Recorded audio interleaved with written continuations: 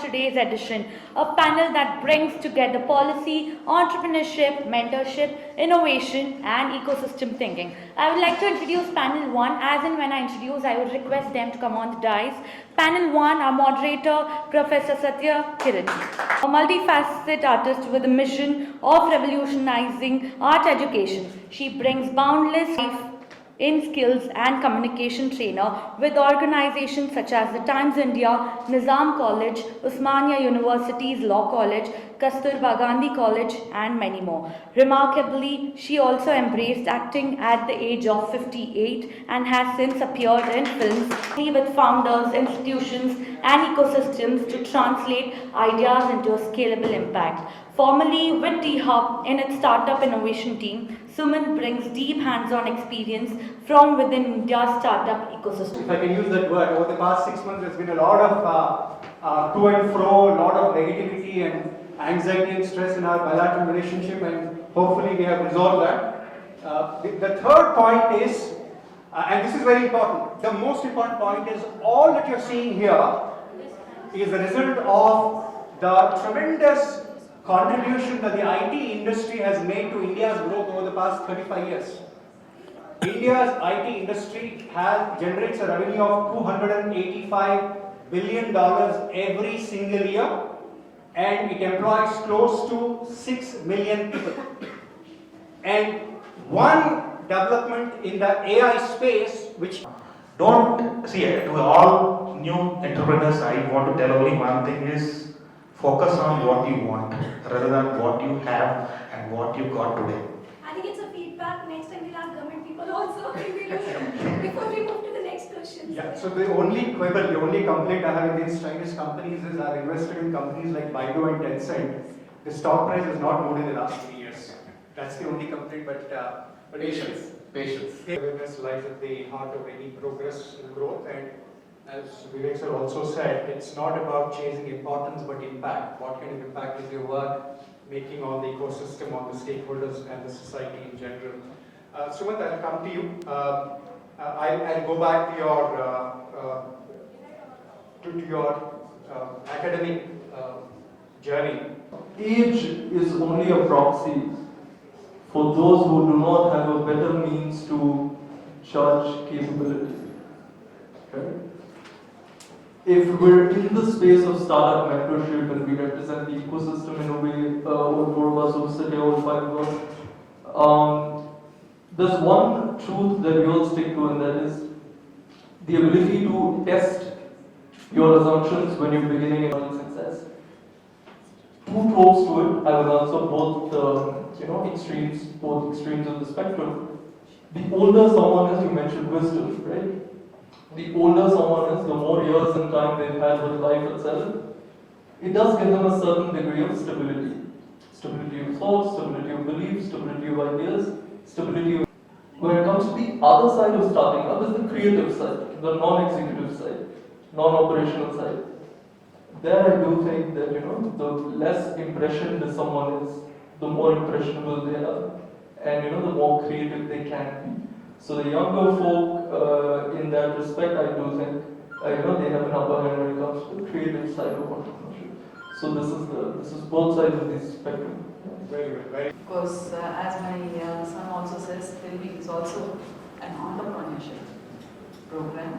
And regarding art, I was always against the art in schools. And I think that kept on being in my mind that I have to get something really appreciated or accepted in the schools rather in the art classes. So somewhere the thought process was always there, and I was always making a few steps towards it also. And when the screen space really brought me into recognition, I think I made the best of it. And it's the space. So we'll come. And we don't know what we really want. And then after that, I felt that I couldn't. I wanted to do something, and then again home also matters a lot. They didn't allow me to do something. So then I thought, okay, let me, whatever potentials I have, let me go forward. You know yourself first, and then you go ahead. And I felt when I became a teacher, I didn't want to become a teacher, so I had to fill the gap of financial stress in the house. So I became a teacher, and once I became a teacher, I felt, there, again, art is a wonderful, powerful tool where you can really mold personalities and bring in a lot of, understanding in yourself first, and then probably as they grow big, because the future depends on the foundation. The youngsters, I thought I could do something for them through the art, through the experiences that I went through, and so I started,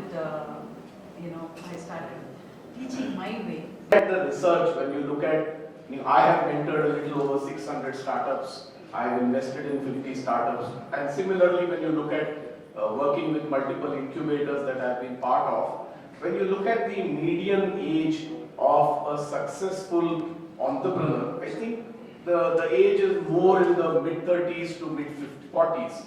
In that bracket, 35 to 45.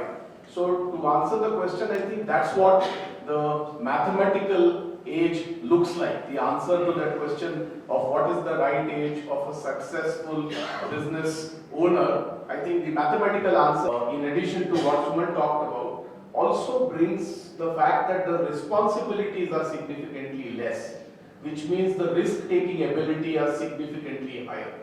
So not only are they creative, but they are the ones who are willing to take a much higher risk, because I don't have the responsibility of a family or things like that behind me. Or in today's parlance, don't have the EMIs to pay as yet, which you get to when you get a little bit ahead in your life. But having said that, the other end of the spectrum, I think, brings experience, brings wisdom, and I think more than anything else, brings lived experience of. One of the biggest mistakes a lot of people from our generation makes is entrepreneurship is equal to startups.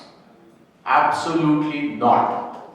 Startups is a very small fraction of what entrepreneurship can do. Entrepreneurship is a mindset.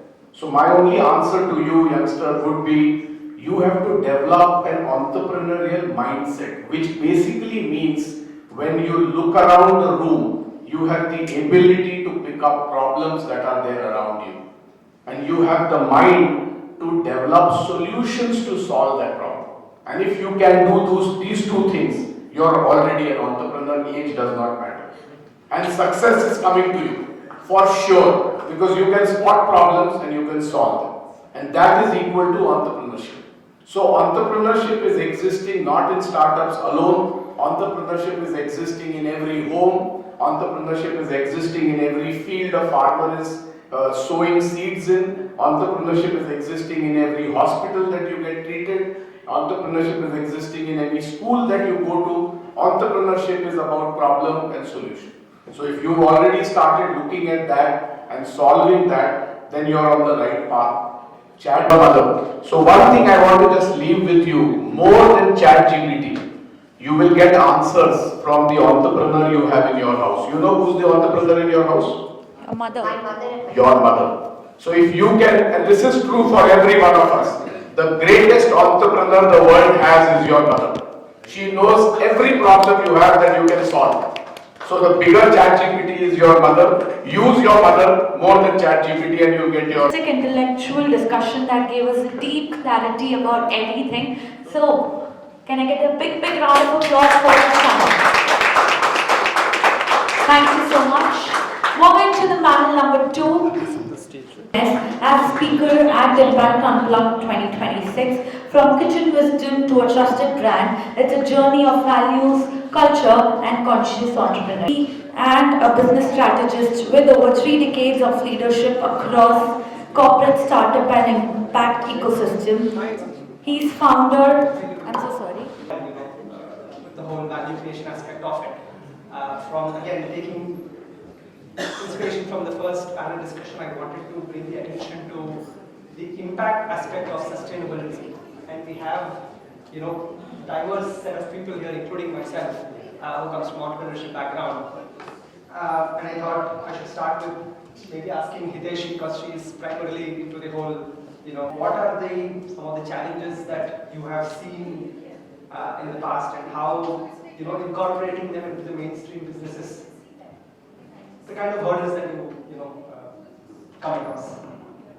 Would only come into being when there is actually a challenge which is also connected to the social side of it, right? So we would call ourselves social entrepreneurs. I would take the liberty of using that word. So entrepreneurship is all about solving a problem, right?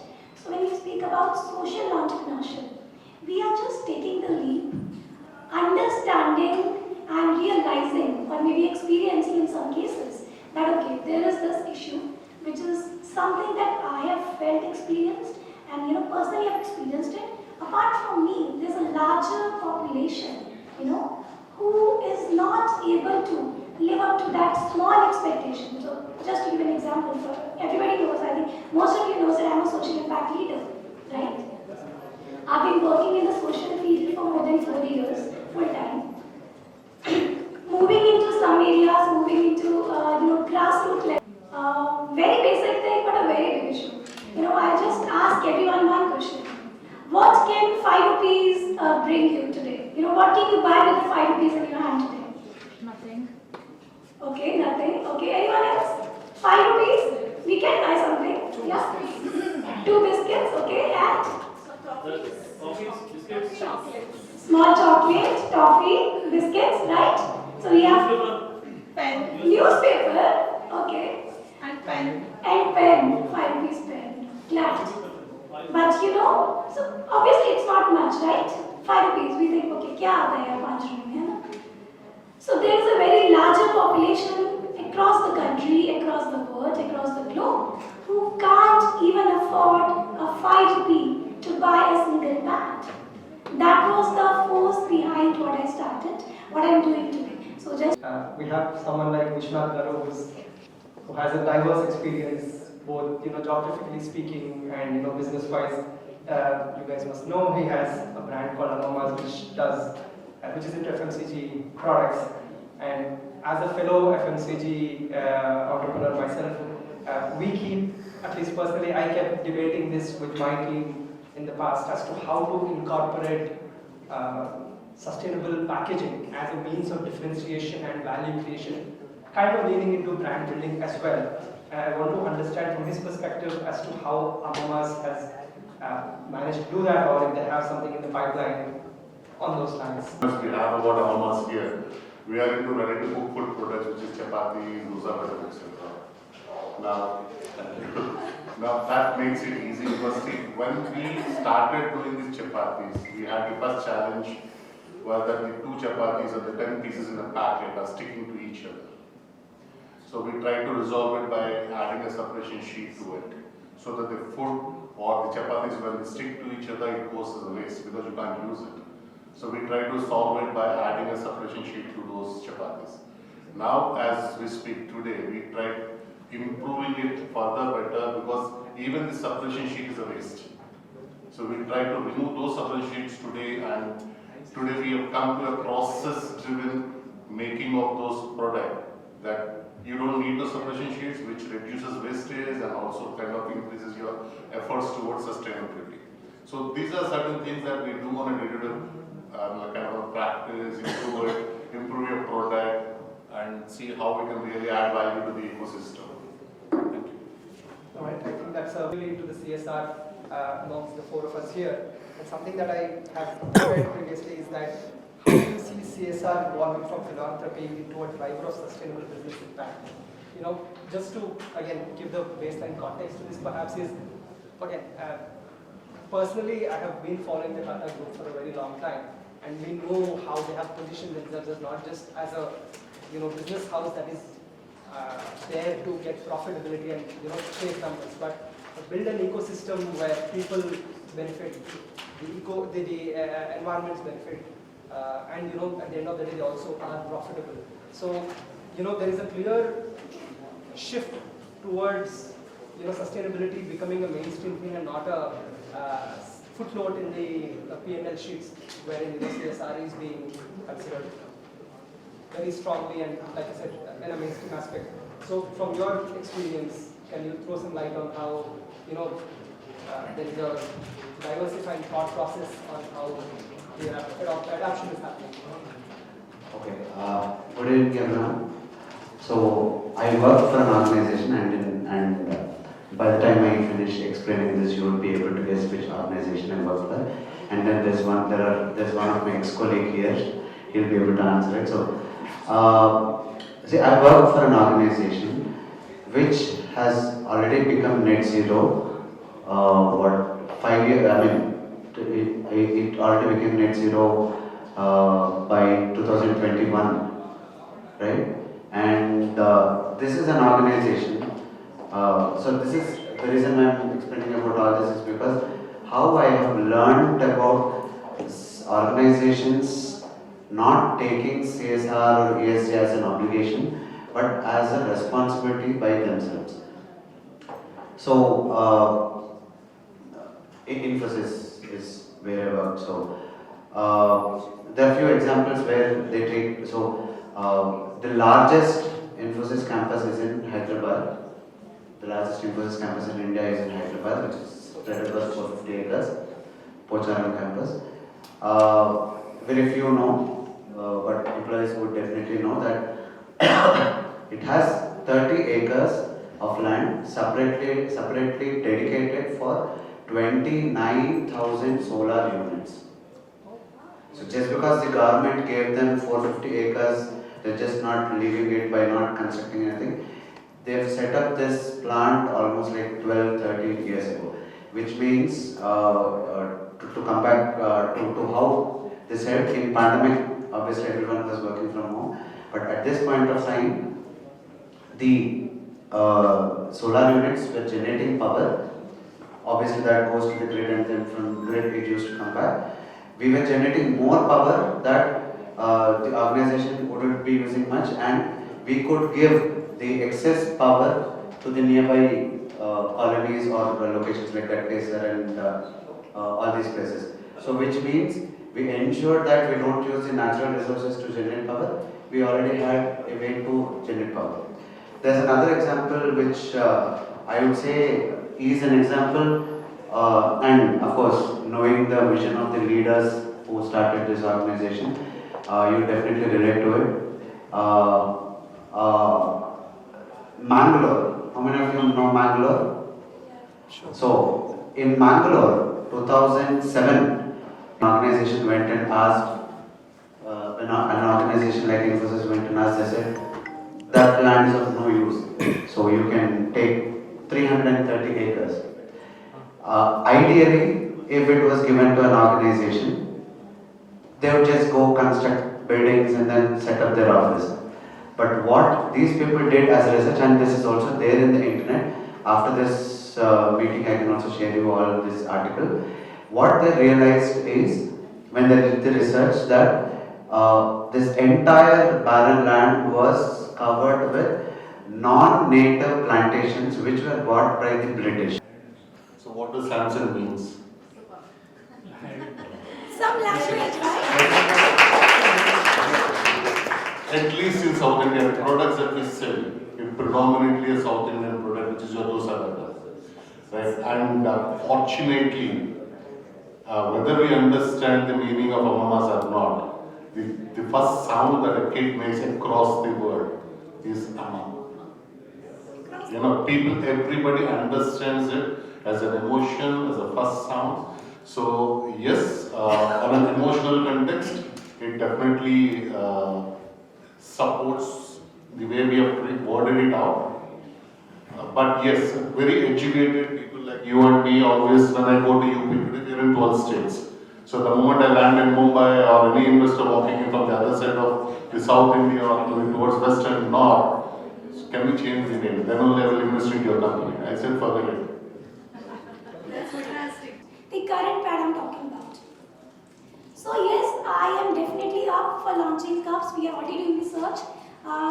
When I'm really convinced and scientifically proven that they are plastic free, we definitely will be announcing it in a big way.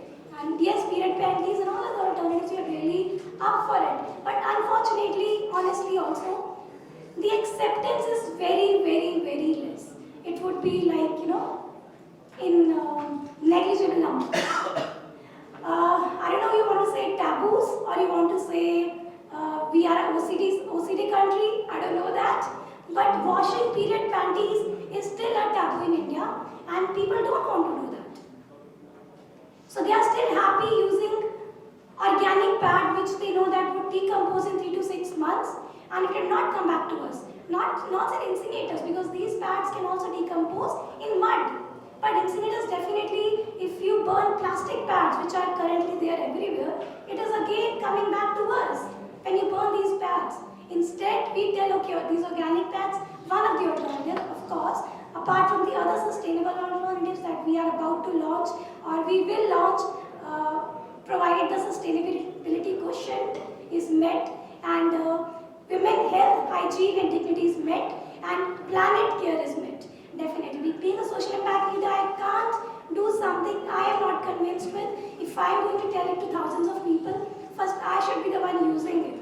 Right? So, unfortunately, I am accepting in a public forum. I have never used a mention cup till now. Yeah, because I am definitely not very happy or proud to, keep a plastic cup inside my body. So that is the only reason, Mamshi, because plastic-free cups, unfortunately, and if it is the only way to go. But if you are unable to make it without plastic, I will be the first one to. We'll come back to the questions to do it. We have a doctor as well in the audience, so they will definitely add much more value. Right, looks like we are going to go on tangents about so many other things. Maybe we can explore certain questions if the audience has any. Yes, please. Great. Thank you for 10 seconds. All that is, he just has to pour the tea in the pot. There is nothing kadak, there is very less masala. But still, we like to make an attempt to try and convince him to give us one. So close your eyes, imagine there are 2 tea shops in one of the busiest lane where offices are set up. Digital ad that can emotively from my shop and make sure that I deliver on a very clear promise that I made to my customer. Now, a clear promise to your customer can actually become your USP. And today on this panel, we are going to understand USP and also the tool that the first child used, which is ChatGPT or AI or any other AI tool, and how that can be a game changer for us in our businesses. How many of you are business owners in the room? Don't feel shy. So when it comes to my USP is that applied knowledge, that means whatever the technology that you develop, it must be applied knowledge. Okay. And if I fail to apply it, I create that technology to make it applied. So that is my USP and it is proven in multiple applications or multiple cases. What would be the here, taste, something, right? Yes, yes. So I would like to take you to a small story. This goes to way back to 2020 pandemic. I would like to read that story. Yeah, you might have remember the lockdown days, end of March, okay? So once the lockdown is announced, what we did, we just stuck to our coaches, okay? Watching the TV, the news, we were just watching how many people died due to COVID across the globe, not just within the country. Isn't it? Yes. But the thing is, scrolling bottom of the TV screen, which says how many doctors and healthcare staff got impacted or infected due Yeah. to this COVID. Correct. Then I decided, it's not that I should say this people. They knew there is a danger, still they are not inside four walls. They are going to the hospital to save someone, putting their life at stake. Okay? So now my duty is to safeguard these people. Now again it comes to the measurement of this week. Because during my IIT Madras days, where I did research to invent one fuel injector for supersonic aircraft. So I work with the lasers, lights. That knowledge helped me that there is one particular wavelength in the light which can kill the virus and bacteria. Okay. Offer some clean technology for this problem. There should be solution. At those days, I started doing the research, and most of the time I used to do research late nights. Okay. WHO clearly stated that human beings must not be sprayed with harmful chemicals.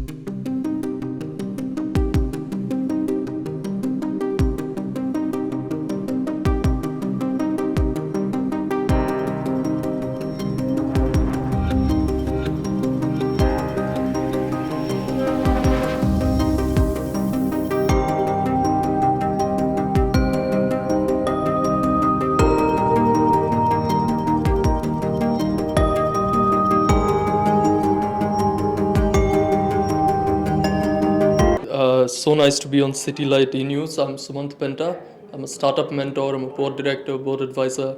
So today at Suharth Foundation's Impact Fusion Club, I've had a great time, discussing if age really matters in entrepreneurship. I think that is a very timely and a very topical, theme to talk about. So I've had a great time talking about the topic, answered some great questions from a lot of young people of all ages in the audience, and the audience was really a mix of a lot of domains and mix of a lot of interests. And it's been wonderful, and I think more forums like these, more conclaves like these are really the need of the hour. And yes, India will know no bounds in excelling at innovation if we keep doing this more often. So thank you, Suharth Foundation. Thank you, Hiteshi, for inviting me, and I had a great time. Thank you. So I'm super excited today. I just attended Impact Unplugged by Suharth Foundation, and it's in the Bauer School of Entrepreneurship. And it was a fantastic event, 3 panels and 3 different categories of topics. To start with, one was more about entrepreneurship at different ages, second was about sustainability, and third was more about AI. It was a complete coverage of different topics, which is much needed in this world and also for our city. So I'm excited. Thank you for this opportunity. Thank you. ఈ programme హితేషి గారికి ముందు thanks చెప్పాలి. She did a wonderful job bringing everyone together. అందరికీ ఏ రకంగా దీన్ని తను చేసిన సుహరత్ foundation effect వల్ల కానీ లేకపోతే ఎంటర్ప్రెన్యూర్స్ రిలేటెడ్ కానీ అందరికీ ఈ రకమైన ఈవెంట్స్ వల్ల నాలెడ్జ్ పెరుగుతుంది, ఉపయోగపడుతుంది. I really congratulate the organisers for this event and thank you so much for this opportunity to be part of this event. I was really happy to be here. I think that was a very good initiative by Hiteshi, to bring all the leaders and all the entrepreneurs under one roof. And all the panel discussions were thought-provoking, so much to learn. And I think the topics also that were discussed there, I think that was helpful for the audiences. And also what I think I talked about, AI and how do we create USPs when it comes to AI. I think that was also very eye-opening because in our country, I think these are the knowledge which is not being mainstream. So I think overall the event was fantastic, and I think there has to be more events like this in near future, and happy to be back again. Thank you. Hello everyone, this is Hiteshi, founder Suharth Foundation and Impact Fusion Club. We have today an amazing event wherein we had 3 amazing panels, powerful speakers, 3 panels and almost 15 speakers coming from different backgrounds and different experiences, different exposures. We had an amazing networking opportunity for each one of you. Networking where only networking does not happen. We are a club where real impact happens, real growth happens, and real collaboration happens. And this is only just the beginning, guys. This is not the end. This is end of today's session, but this is the beginning of a very, very big, huge transformation which is going to come in the entrepreneur fraternity to support entrepreneurs, to support startup founders so that they do not break in the first 2, 3, 4 years of the foundation, rather than giving them an ecosystem where people do not judge them, they come forward, they support them, and they collaborate for meaningful impact. Thank you so much, everyone. We had this at the Bar School of Entrepreneurship. They were the location sponsors. Thanks to all our sponsors, Amama, Soham, and also Action Coach. Signing off again from Suharth Foundation and EcoZen. Thank you so